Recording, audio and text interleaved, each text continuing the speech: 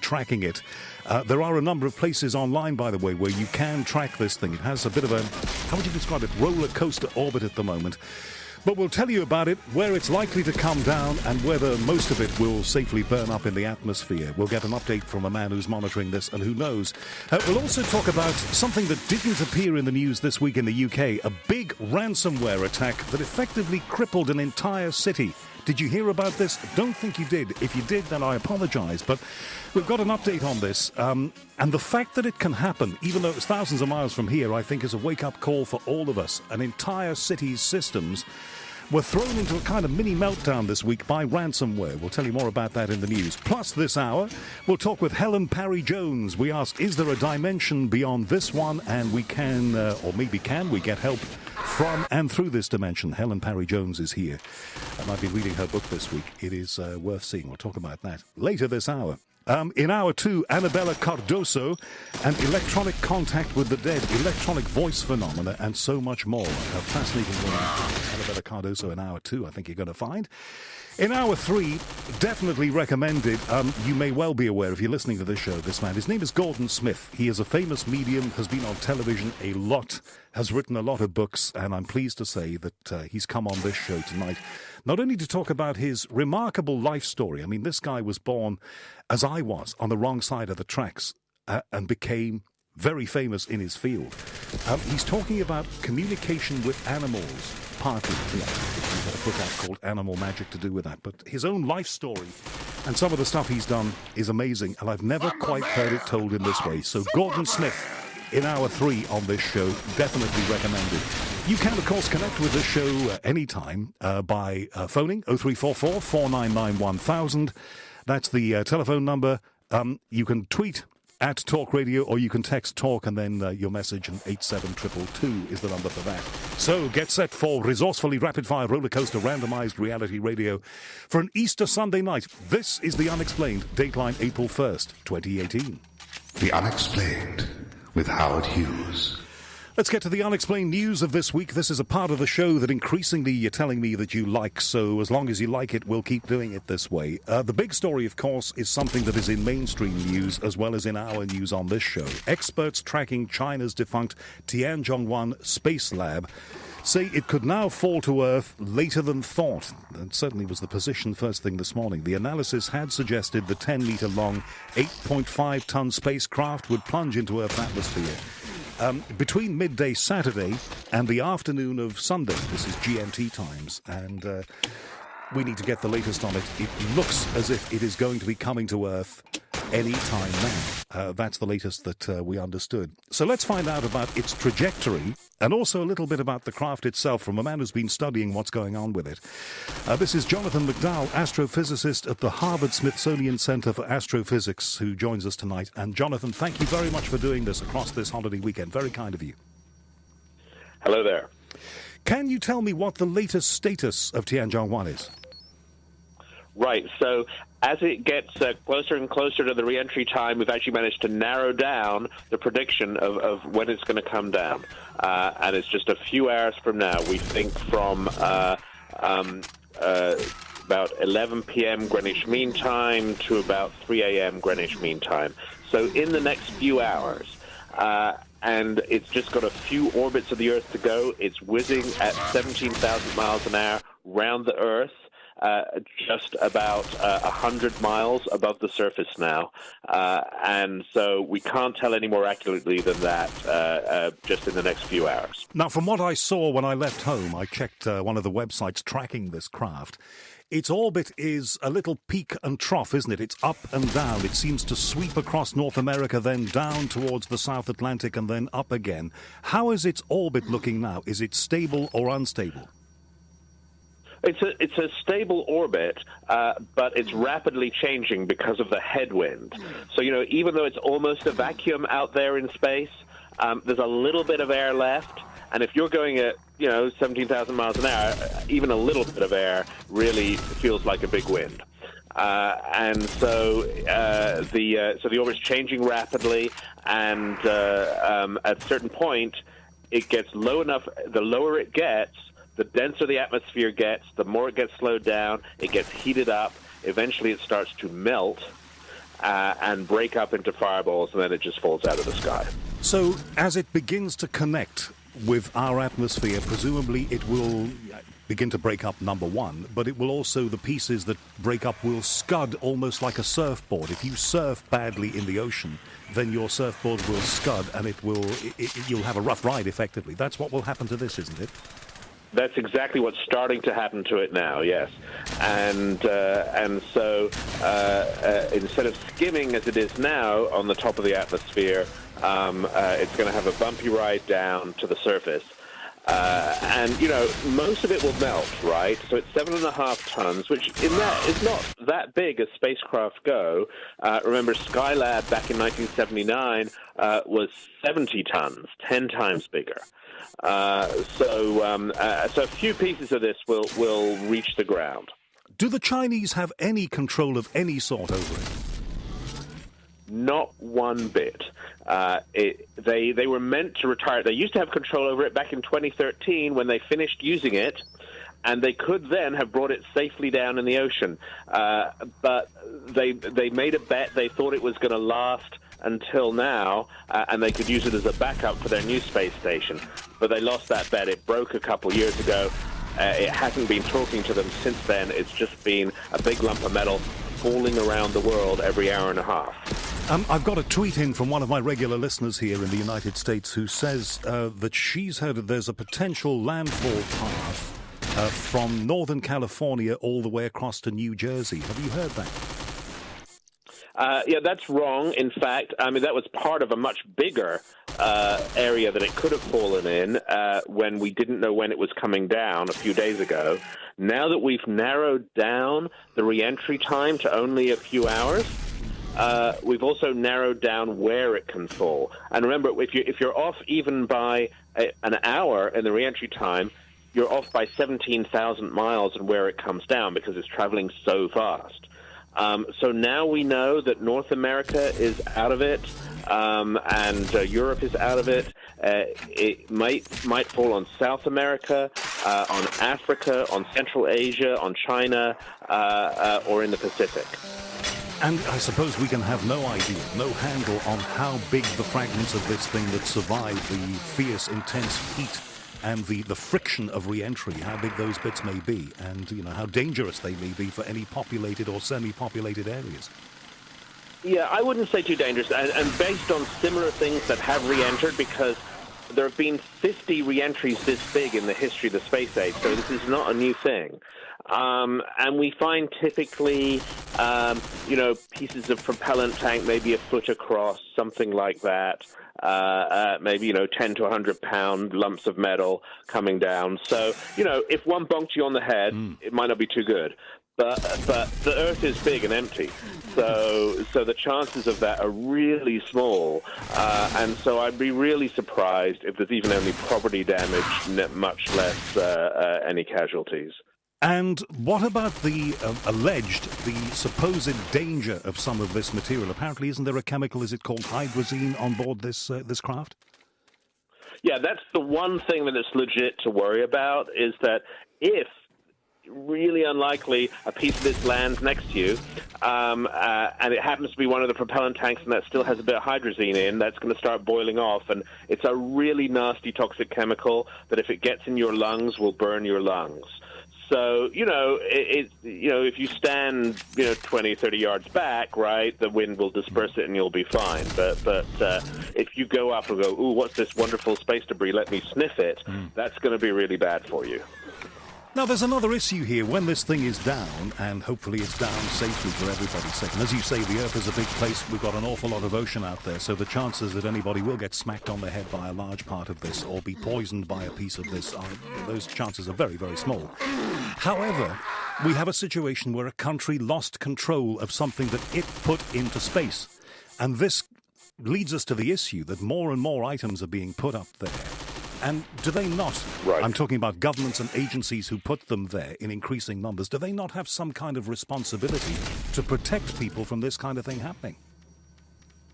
Right. Well, everything is managing risk, right? You could say the same thing about airplanes. Even airplanes occasionally fall out of the sky. and go wrong. So you can't avoid the occasional accident. What has changed is that since the 70s and 80s, when people would launch these things without even any engines on them and just go, oh yeah, they'll fall out of the sky, never mind. Now at least there's an attempt to design them so that they will be retired safely. And it's just occasionally something like this goes wrong. Now, I think that people are tightening that up and will be more careful in future. And maybe the next time someone's thinking maybe we can keep this space lab going for another few years, their manager will go, let's not take that risk. So I think people are being more aware of it, and the issue of space debris is a bigger and bigger issue for the use of space as we're launching more and more satellites. Not just for things re-entering, but even for other satellites in space. There's so many now that we're starting to have the risk of things smashing into one another out in space. And so the whole issue of space environmentalism is flowering at this point. Is there anything else, as far as you're aware from your monitoring, that might be a similar risk in future? There's nothing in the immediate future. There's a type of Russian rocket that has an 8-ton second stage that whenever they launch it, one of those comes down. There was one in January that re-entered over Peru. None in low orbit at the moment. We've got, in the next couple of weeks, an old NASA astronomy satellite is re-entering, the Rossi X-ray Timing Explorer, which many of my friends did their PhDs on, and we're going to raise a glass to it, but it's only about 2 tons. So it's much smaller than Tiangong, and we don't think too much will reach the surface from it. Right, it's only about 2 tons. And as far as you know, is there any, and thank you for giving me this time, it's very good of you, is there any plan, if something of substantial size, and we say it's deeply unlikely, is heading for anything important down here, is there any plan to militarily intercept an item like that? Do we have a contingency as far as you know? Not in general. Now, the U.S. did do that for one of their satellites back in 2008. They had 6 months warning. They modified one of their anti-missile systems into an anti-satellite system, and they blew it up. And there was a lot of criticism for that because most of us were not convinced that the satellite really posed a danger, and firing weapons into space is sort of something we try and discourage. We're trying to make using weapons in space, having war in space, something that we don't do. And so I think it's destabilizing to start shooting at satellites, even your own ones. Right, sends out all the wrong messages. Exactly, and if you shot at Tiangong, and you're not the Chinese government, then that would not only be destabilizing, that could potentially be probably not an act of war, but at the very least an international incident and illegal as hell. And you could influence it badly. It could break up in a way that you didn't expect. Plus, you will, as you say, create a diplomatic incident at the very least. Jonathan, thank you very much. Can you just name for me those areas that within the next few hours you believe are likely to be in the frame? Right. South America, the southern part of South America, the Atlantic Ocean, West and Central Africa, the Middle East and Central Asia, China, Japan, the Pacific Ocean, and then some Pacific Islands, and that's about it. Jonathan McDowell, thank you for giving us your time. He's astrophysicist at the Harvard-Smithsonian Center for Astrophysics in the U.S. Jonathan, thank you, and we'll keep you posted about this, but it looks like any danger to anywhere that you might know close to you, and we have listeners around the world listening to this show, is minimal, and that is good news, but we're tracking this thing. And as I said, you put into a search engine trajectory Tianjong-1, you will find a number of websites there that will show you its precise position at this time. That's how things have changed since the era of that American satellite that fell to Earth back in '79, long time ago. Let's get to another story in the news that you may not have heard about this week. NPR is one of the many organizations, National Public Radio in America, that's reported this. Atlanta city officials are not saying whether they were strong-armed into paying a $51,000 ransom to hackers holding many of the municipality's online services hostage. But they did announce progress in restoring networks. This was Thursday, this update. Police officers are once again able to file reports electronically Some investigative databases thought to have been corrupted by the ransomware have turned out unscathed. The city's 311 system, this is the thing that in America deals with things like trash pickup, reporting potholes, is also back online. But as a precaution, law enforcement is still not using some of the databases. This was Thursday, remember. And the city's water department can't take any form of payment. The FBI says ransomware attacks have been on the rise for the past 3 years, particularly against organizations that serve the public. This needs to be a wake-up call, I think, and a worry to all of us. This includes hospitals. We saw what happened with the NHS last year. That was, what was that ransomware called? WannaCry. It was the one that we had here. School districts, state and local governments, even law enforcement, as they have seen in the city of Atlanta. Let's get on to a man I haven't spoken to for some years who knows about this stuff. CBS technology correspondent Larry Magid. Larry, lovely to talk to you again. How are you? I'm good. It's great to be back in touch, Howard. Oh, must be the thick end of a decade, I think, Larry. Could be. You and I did many broadcasts together. What do you know about this ransomware so far? Have they been able finally to put it to bed? Did they pay the ransom? What's the state of play?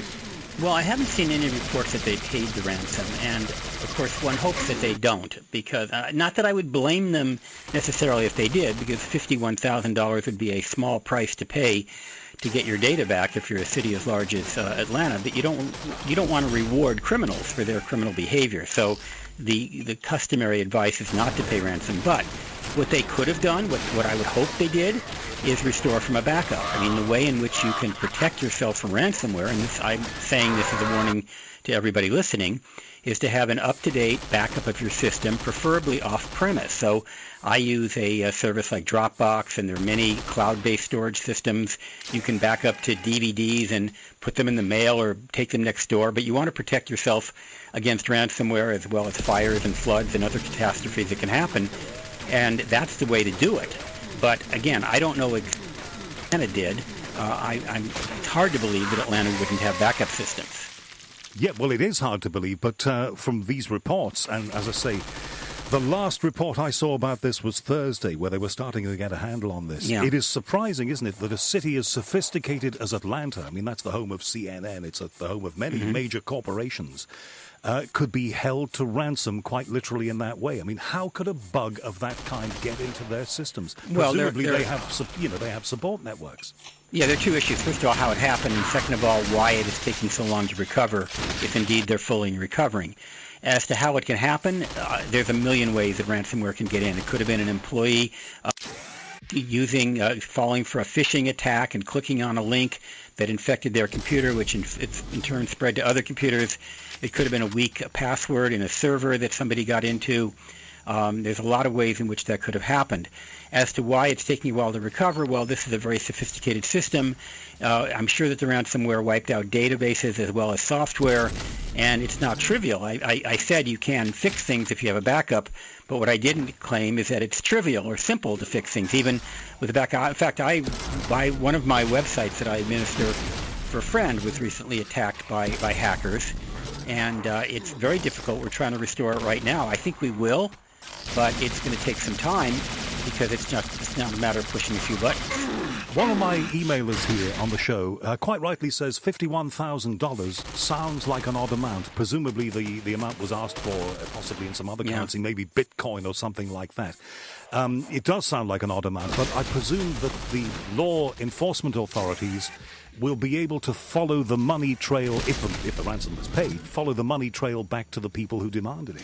Well, it depends. They want to be paid in Bitcoin, and if they're paid in Bitcoin, it may not be possible because, as you know, Bitcoin is a cryptocurrency where it's difficult, not necessarily impossible, but difficult to trace it. It's not like they're following a bank wire or a check or a credit card transaction. So that may be difficult, if not impossible, for authorities. And what's interesting about that amount of money, even though it's a lot of money to many of us, of course, but to a city the size of Atlanta, it's probably, a fraction of one day's payroll.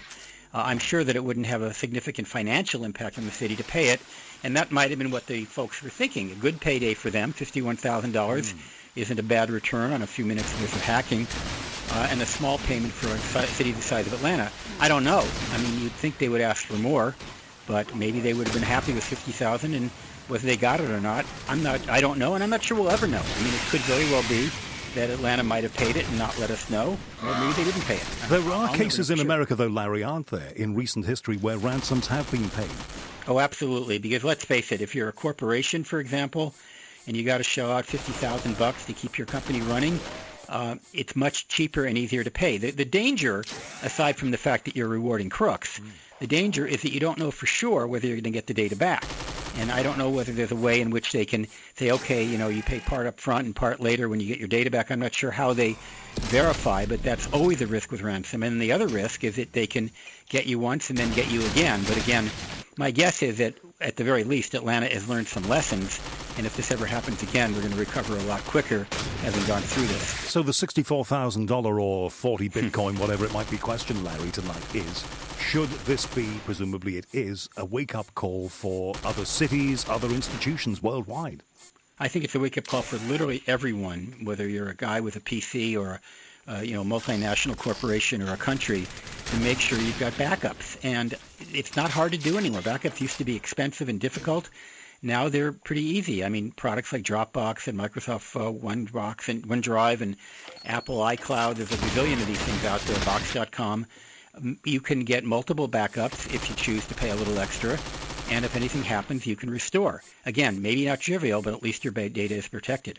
Larry, it's been a pleasure to speak with you again. We go back so many years. I think it's probably 20 various radio shows that we've done, and we met in London too. So it's so nice to reconnect with you. And I'd be happy to talk again.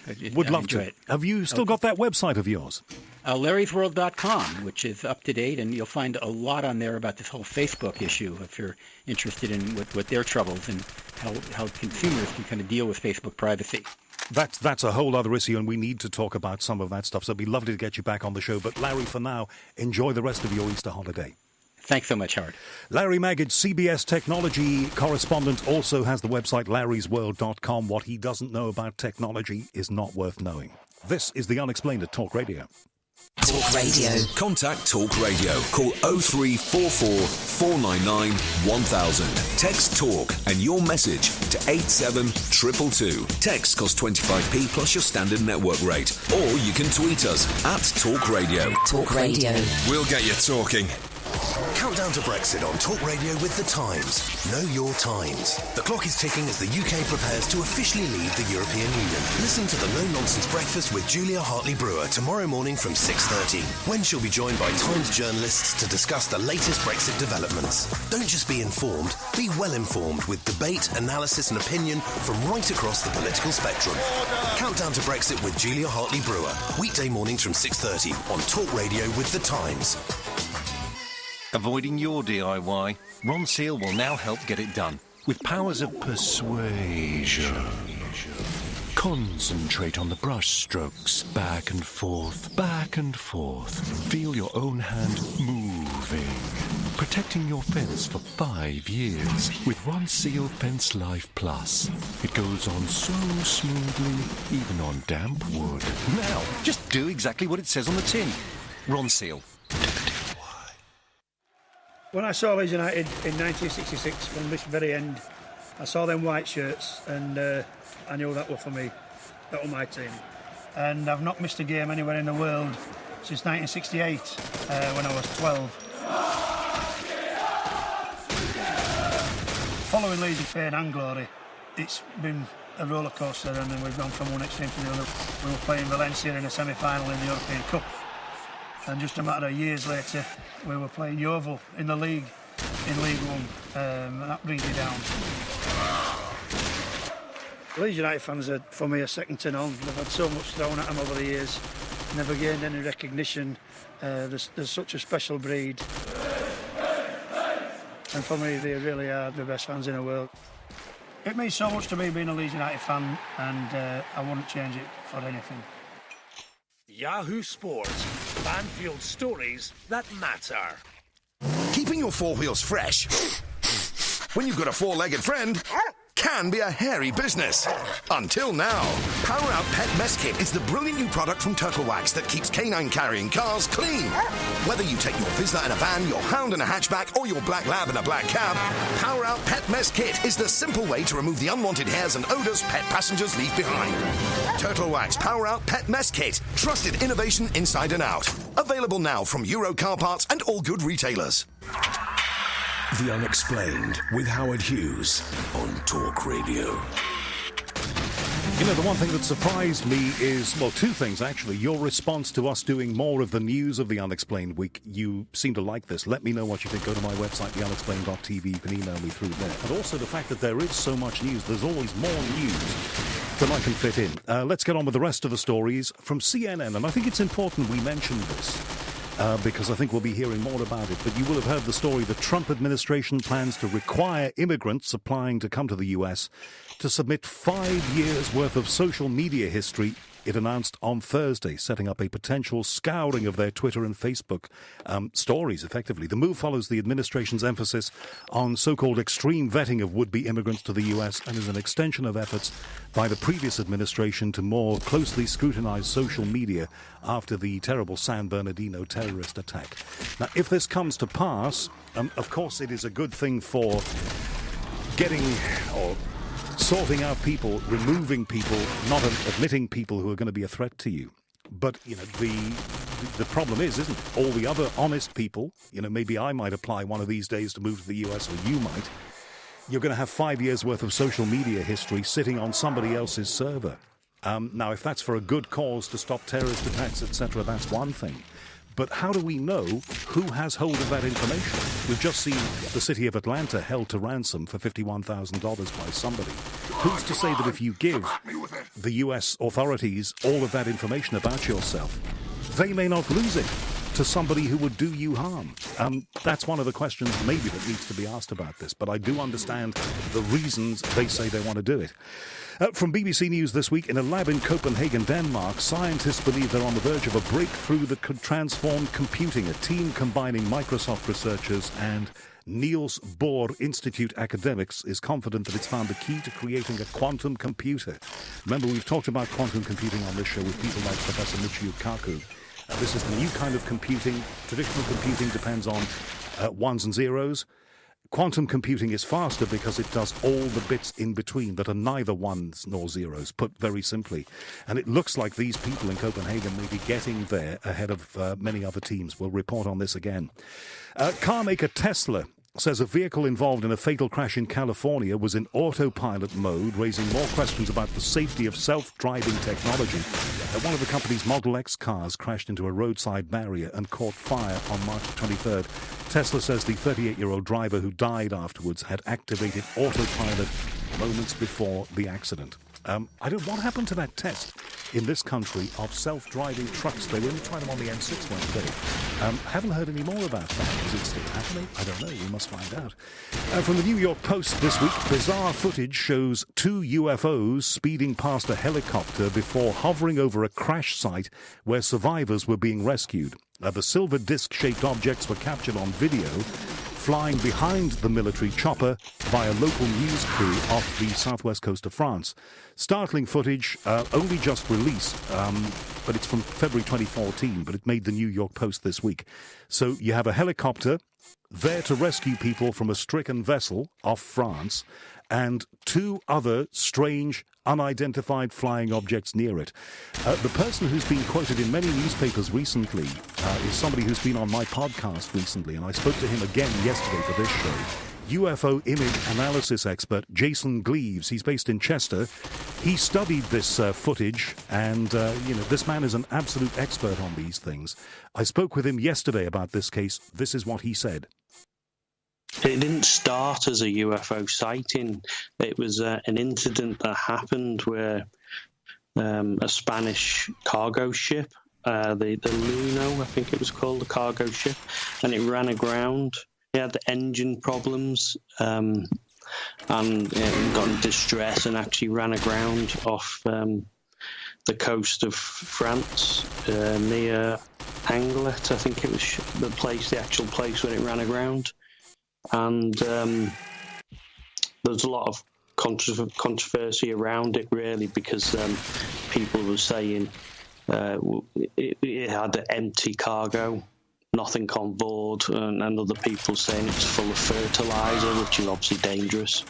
It started, like I said, as it was a news feed that I was watching via a French TV station. I actually saw the twin UFOs pass to the rear of the helicopter because I was watching the helicopter rescue the people off the ship itself. And what was unusual about these UFOs then? Was there anything that indicated that they weren't something deployed by the helicopter or something else? Not what I could see myself, and like I said, I was watching it really for the event that was unfolding because it was the ship broke into two pieces and the helicopter. It was a military helicopter that came in. That's really why I started to watch it into more depth. And the actual piece of footage I watched, you can't seem to get hold of anymore. Because the angle, as you can see in the book, the angle of the helicopter and where the TV screen camera was taking the footage, I think it was a live footage stream, and it's completely the opposite side to the actual other photographs and video you can see now of the event, because it did happen in 2014, which is a while back. But it's just getting reported now. And these two objects, Jason, talk to me about the way that they moved, because I know that from your account in the book, they moved unusually. First, I mean, they did whip sort of very fast, high velocity to the rear of the helicopter across, and they were in between the shot of the camera and the actual helicopter that was hovering. Look, they were about to winch up survivors from the ship. And the two objects stayed in a close, compact formation, travelling very fast.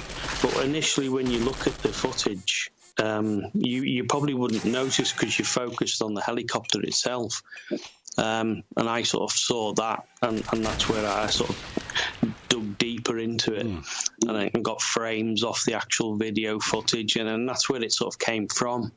And the more I looked into it, because I just assumed, like everybody else, they were birds passing across to the rear of the helicopter. But when I took the frames, they actually stayed very close together, and they did sort of look metallic in appearance.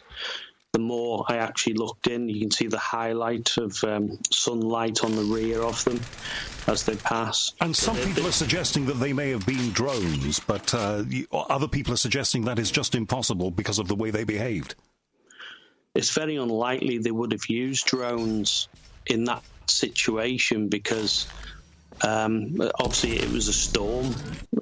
You wouldn't fly drones in a storm condition. And that is Jason Gleaves in Chester, a guy who's becoming the go-to guy and also endorsed by people like Nick Pope, who's been on this show many times, of course, the man who used to be the MOD's UFO investigator. A man who's becoming the go-to guy for a lot of organizations and people to analyze their so-called UFO photographs, or, photographs they have questions over, pictures, video that they have questions over. They send to him, and he's got all the software and expertise to analyze them, which is why he's been featured in the Sun newspaper recently, and which is why that story made its way, 5-6 days ago, into the New York Post. It comes from his new book. And if you want to hear more from Jason Gleaves, an interview that I did with him a couple of weeks ago is now on my website, theunexplained.tv. Please don't go there now, though. You can listen to it at any time, maybe over the holiday. He's a fascinating man, and he's not used to doing interviews, and he's rapidly getting up to speed doing those things. He was a quiet man who did these analyses, but he's got the book out.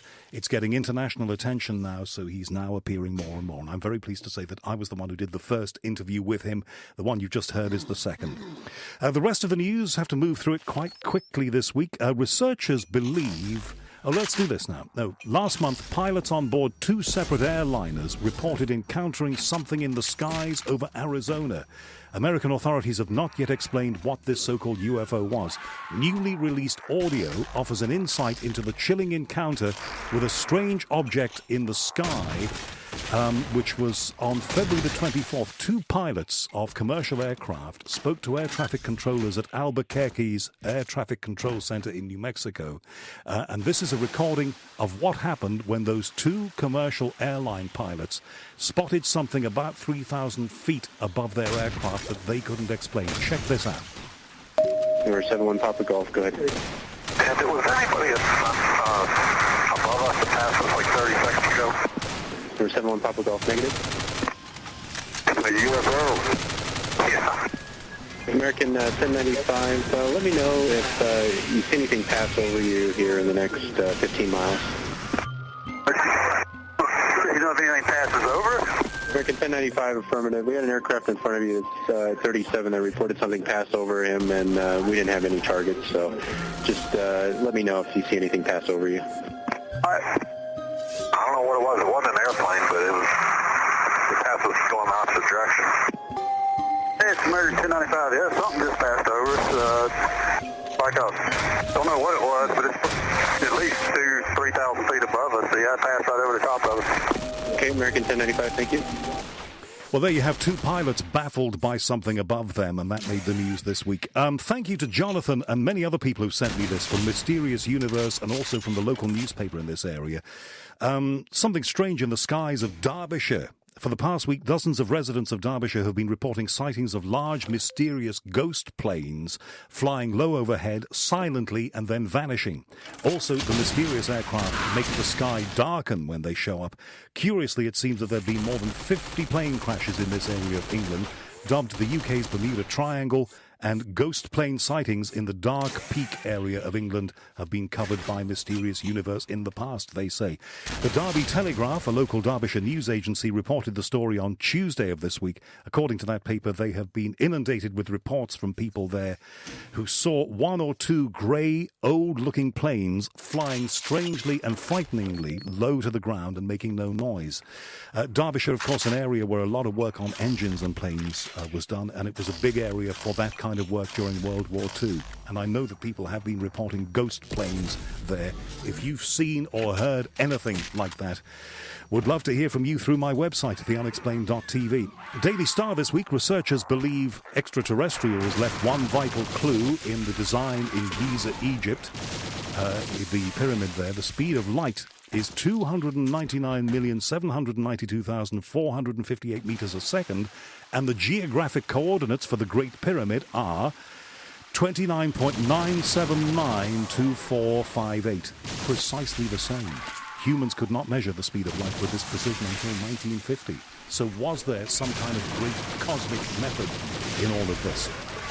Space news this week, Elon Musk's SpaceX Falcon 9 rocket, 10 satellites it was putting up there for the Iridium Communications Company, blasted off from Vandenberg Air Force Base on Friday morning. Here's a little bit of sound from the launch. We'll just let you hear a couple of seconds of this and then we'll dip it quickly, but this is what it sounded like. 5, 4, 3, 2, 1.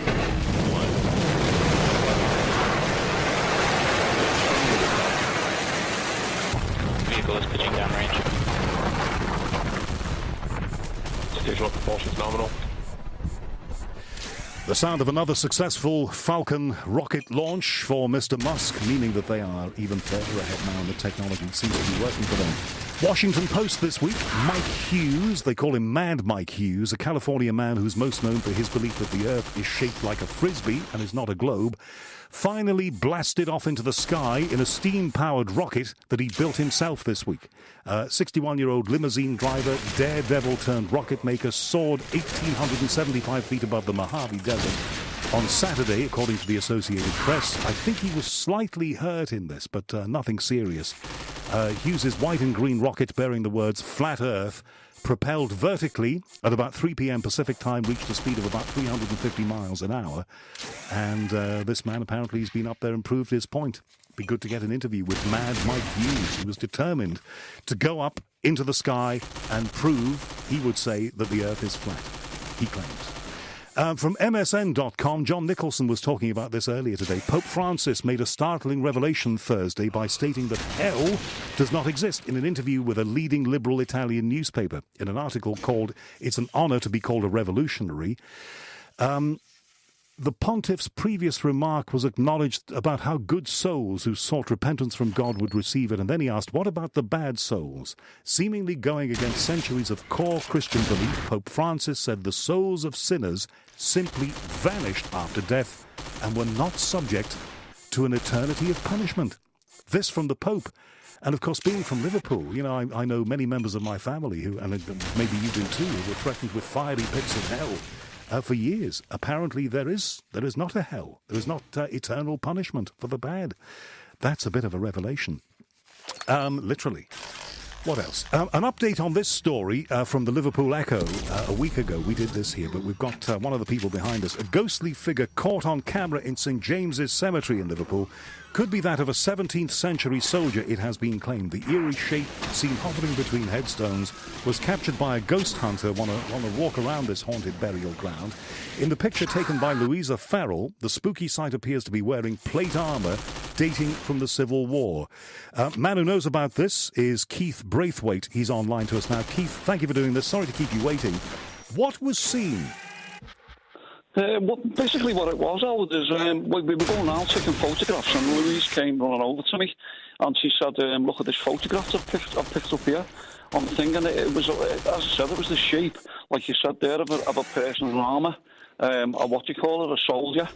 But as I said, we do pick a lot of, up in there, a lot of activity, all different stuff, because there's a lot of people buried in there of historical people around Liverpool and that, you know, people that's come over, as you'll know yourself probably, all coming from Liverpool. Well, yeah, I mean, there's all sorts of everywhere, but in Liverpool particularly, I think. Has anything like that been seen in that area before, Keith? It has been, Howard, yeah. We took a lot of stuff in there. There's actually a story about a little girl in there called Little Grace. As she come about from a family, her father was quite wealthy and her mother was poor. She had that many children that her dad had to take her and look after her. And what happened was she used to play down the Seine, and the little girl contracted, pneumonia, and died. So to save her dad, being like out in this sort of publicity thing with being a businessman, he turned around and said to the grave digger in there, can we bury her in the middle of the night somewhere so no one can, find out what's gone on? And he told his relations that the little girl had gone down south with the relations. And what it was... Well, in fact, she was there. Yeah. And a local medium was visiting in there. And what happened was, he seen this little girl crying. And what happened is he came across and he said, what's going on? Why are you down here on your own? She said, my name's Gracie. She said, I'm buried in here and I haven't got no marker, no stone. And he said, well, why is that? And she explained it was all through her dad and that. And he found out that he lived in Gambia Terrace. So he actually went up and told her dad that, he was going to report him and all that. So this medium actually went back to the Seine and carved in a little stone on the wall. So there's like a little three-corner stone there. And it's got on it Little Grace, and that's the story of her. She gets seen a lot in the cemetery. Right. Keith, we've got to leave you there, but thank you very much. You are an organiser of ghost walks, aren't you, tours? I am, yeah. So what's it called then? What are your ghost walks about? Yeah, it's the History of Ghost Myths and Legends from Merseyside and beyond. Okay. On Facebook. All right. Thank you, Keith Braithwaite. People can look you up online, and I wish you well with it. Maybe we'll talk again a bit longer in the future. Thank you. This is The Unexplained at Talk Radio. Across the UK, online and on DAB. Talk Radio. We'll get you talking. Get behind the wheel and set off on a radical road trip as Talk Radio serves up Julia's continental breakfast with Eurotunnel the Shuttle. Register now at talkradio.co.uk/competitions and you could win Eurotunnel Flexi Plus tickets and an incredible voucher worth £1,500 to rent a Novasol holiday home on the continent. Tuck into Julia's continental breakfast all next week on Talk Radio with Eurotunnel the Shuttle. With a 35-minute crossing time, Eurotunnel is the fastest way to cross the channel by car. Welcome to EE Sports Talk. In today's... Shut up. Not you, Rio. But listen, the amazing new Samsung Galaxy S9 on EE comes with 2 years access to the BT Sport app. UEFA Champions League on the S9? Get in. It also shoots in super slow-mo and low light. I'm speechless, Kev. A speechless radio host? It's a game changer. Amazing new S9 with 2 years sport on a max plan. Only with 24-month consumer max plans, £5 a month and selected other plans. iOS 8, Android 4.3 or Windows 10 and TV licence required. Other terms apply. See ee.co.uk/terms. At DFS, sofas are always handmade to order in your choice of colour. And this Easter, all spring collection sofas are up to half price and available with 4 years interest-free credit. So whether you choose to have your sofa made in red, green, blue, lilac, grey, cream, black, brown, yellow, mulberry, mocha or fuchsia, you're sure to be tickled pink. Come and find your happy colour at DFS. Selected sofas end Tuesday. Right, Sandcastle's finished. So, what now? Swimming, crazy golf, tennis, the arcades, the water slides? All of them. Ready to join millions of families across the UK and Europe on a Holtz from £15 only with the Sun? Oh yeah! Pick up the Sun and start collecting this Saturday. T's and C's apply. At Wix, there's 15% off every product this Easter. But it's a holiday. Introducing the Buy Now, Do It Later sale. Ends Monday. Wix, T's and C's apply. The Unexplained with Howard Hughes on Talk Radio. You know what it is? When I start looking for news in the unexplained world, I keep finding it. And I seem to get more and more of it every week. And you've been sending me news stories as well. So thank you very much if you've done that this week. We didn't have time for the oldest human footprints ever found. Perhaps I'll squeeze those in next week, literally. And Paul O'Grady, who was in the Sun this week, my fellow Scouser, too terrified to go to sleep in case he wakes up surrounded by aliens. That story we couldn't get to. And we couldn't also get to the story about robots doing the selection work in job interviews. Whatever next. More unexplained news in 7 days from now. Coming soon, after the news for 11 o'clock, into the next hour, we'll talk to Annabella Cardoso about the history, life and times of electronic voice phenomena, research into what may be out there. After midnight, we've got Gordon Smith, famous British medium, Scottish medium, on this show. Big name. Big stories from Gordon Smith after midnight. Do not miss him. But right now, Helen Parry-Jones, who's written a book that is literally the story of her life. It's called Beyond Boundaries. And if I tell you it's a huge book, it was one of the 1,300 pages of books that I have read in the last couple of days for this show. This book that Helen Parry-Jones has written is 440 tightly packed pages long. And she says, the ultimate aim of my books is to take away the fear of the process of dying. You're going to be amazed, I think, by what she says. Very, very candid writing, very honest. And it has to be, really, because the story of the things that happened to her is, and this is going to sound really obvious and silly, intertwined with her life story, which is amazing in itself. Helen Parry-Jones, thank you for coming on. Thank you so much for inviting me, Howard. It's great to be talking to you. I loved this book, and thank you very much for the lovely inscription that you put in the front of it. Yes, you're welcome. It was very kind of you to do that. Your story, then, I think we need to get into that first. You say that we as human beings are spiritual beings on a human journey, not the other way round. How did you learn that? Absolutely, that is exactly what we are. I learned it probably the hard way by most people's thoughts when I was 4 years of age and Spirit first came to visit me. I was first introduced to my guide Sam at that age, and he was sitting outside my Auntie Joan's house, and I didn't realise at that time that I could actually just walk straight through him, but I'd spent my penny on the outside loo that my auntie had, and I had to get past him. And, you know, at that time he was the first black person I'd ever seen. And Sam introduced himself as my guide. OK, now we have to say, before we explain who Sam you think was, we've had quite a few people on this show, and some of them recently, who've claimed that they've had characters or spirits guiding them. And I often get a lot of negative response from people saying the person is clearly deluded. Why do you think you're not? Oh, goodness me, it's been so much proof over the years. Sam is, if you like, my mentor. And over the years, the things that he has said and taught me have been phenomenal. There's two sides to my work. There is the mediumship skills, which I developed from a very, very young age. And then there is the healing side of things. And I suppose that's where I excel the most, because as I heal, I really see the energy that travels in and around the body. It's first of all, I tune into the aura that surrounds the body. And then the body body sort of tells me where there are inadequacies within the body. Okay, and as we always have to say, and I know you've done a lot of media, we always have to point out to people that before they go to somebody like you, they have to consult an orthodox physician first. Otherwise, we're all in trouble with the regulator and other people. So, but that's just a small part of your story and your work. Now, tell me, we're coming up to news here in a few minutes, so we'll talk to you across the news into the next hour. But give me the brief potted story of Sam, because from what I read in the book today, Sam was one of those, and, you know, Liverpool is a wonderful city, we both know that, and, you know, I'm very proud to be from Liverpool. But it has a stain on its past, which was the slave trade. Underneath the liver buildings, I believe there are still the remnants of where slaves were chained. You say that Sam, your guide, was part of that slave trade. Unfortunately, yes. He docked in Liverpool, where he actually met his death. It was in the late 1700s, around 1797. He told me that he died, and basically he was shot on the cobbles there. He actually contracted, I believe, typhus. That was what he was trying to explain to me.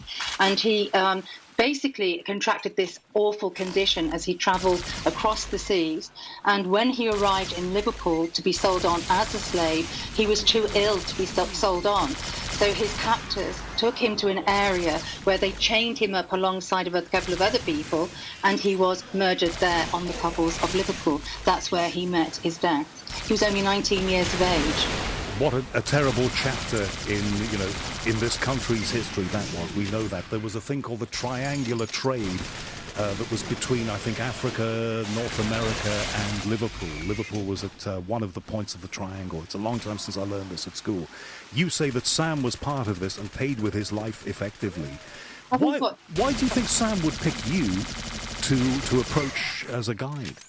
Well, first of all, Sam is an amazing person, and throughout the years that he's obviously been in spirit, he's overcome so much. Not only has he overcome his own terrible past there, but he's actually overcome prejudiceness. He's overcome all the hatred that was inflicted upon him. And he hasn't got that. He has this beautiful kindness. He has this knowledge. And by reflecting that towards me, he helps me with my daily work that I do. Which country was Sam from, do you believe? Originally, he was from Georgia and Africa, obviously, but taken to Georgia in America, where he actually docked in America for a short period of time. And he was sold on from America and brought to the UK, where he met his death. Now, the people who were behind this slave trade, and having studied my Liverpool history because we had to at school, they did keep records. Is there any record of this man? Well, we did actually go down to Liverpool, and they do have a manifest of some sort. The problem is that a lot of the slaves weren't used by their original names. The captains of the boats actually used to use them by different names. In fact, he was given the name Samuel, by his captor because that was the name that they decided to put upon him. But his original name was Sese. Right. Okay, now listen, we're just coming up to news here. I'm going to have to take a break for that news. So if you can continue with me after we've taken the news for 11 o'clock, Helen, that's great.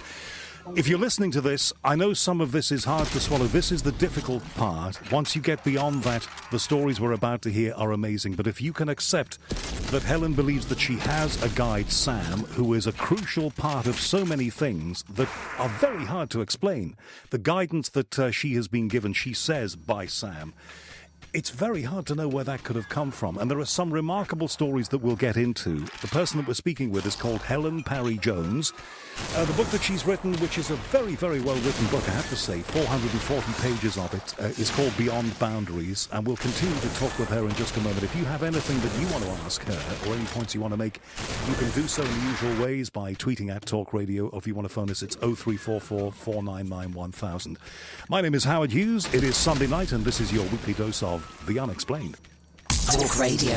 Talk and entertainment across the nation. Talk Radio. Give it some lip. Brighten up your mornings and take a brilliant break with Mike Graham on Talk Radio with the Sun Holiday Shop. Great value breaks all year round. Listen to Talk Radio every weekday morning from 10 for 3 hours packed full of fabulous features, great value guests and quick-fire calls on all of the day's top talking points. Don't miss Mike Graham every weekday morning from 10 on Talk Radio with the Sun Holiday Shop. Great value breaks all year round. Go to thesun.co.uk/holiday shop. First hole of the Masters, it's a par 4. Tough tee shot here. It's the ultimate in mind over matter. But could it be better? Butch Harmon, what do you think? Sky Bet are playing 10 places at this year's Masters before they tee off for new and existing customers. Looking good. Fine tee shot. 10 places. Smashing offer. Sky Bet. That's betting better. 18 plus. BeGambleAware.org. Applies to each way bets only. Paid at a fifth odds. Eligibility restrictions. Further T's and C's apply. Cast your mind back and think. Were you ever contacted out of the blue for a pension review? Were you advised to move your work or personal pension into a SIP, self-invested personal pension? Yes, I was. You could be due thousands if you were missold. Money Redress are trusted claim specialists in pension and investment mis-selling. They'll manage the whole claim for you on a no payout, no fee basis, so you can't lose. Text WIN to 85077. At Wix, there's 15% off every product this Easter. But it's a holiday. Introducing the Buy Now, Do It Later sale. Ends Monday. Wix. T's and C's apply. Where do you charge an electric car? How quickly can I do it? How far can you go on one charge? How much can I save? Can I charge it at home? Do I need a house with a drive? Can you get an electric shock off? If I plug in my mobile phone, will the car's battery run out? Can they go in car washes? Got questions about owning an electric car?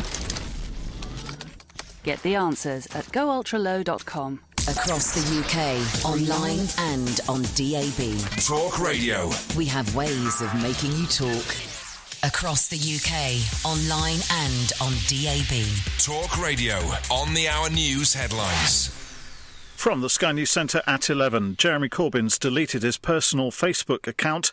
It comes after he was previously criticised for being a member of groups in which people have posted anti-Semitic content. The Labour leader's always denied holding similar views, but admits the party must do better on the issue. A Chinese space station hurtling towards Earth is expected to re-enter the atmosphere any time between now and 5 a.m. tomorrow. Only about 10% of the 8.5-ton Tiangong-1 is likely to survive re-entry. Contact with it was lost 2 years ago. China still denies it's out of control. Phil Edwards is watching the station's progress. She's gradually slowing and gradually coming down in altitude, but she's still doing a heck of a lick. I mean, she may have 3 or 4 more orbits of the Earth still to come, but she's still going at something like 5 miles a second. Russia's asked the international agency that monitors chemical weapons for details about the inquiry into the Salisbury spy poisoning. Moscow wants to know what help the UK's asked for and which sampling procedures were used. 2 people have been airlifted to hospital with serious injuries after a head-on crash in Suffolk. Emergency services were called to the incident on the A1120 just before 7 o'clock this evening.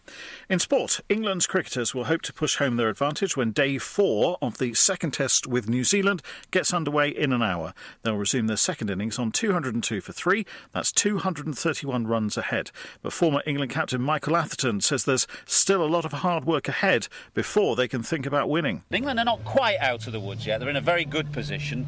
But, Bolton Southey could have a crack tomorrow morning and wickets could tumble. So a good position, but not yet a killer position. Chelsea's hopes of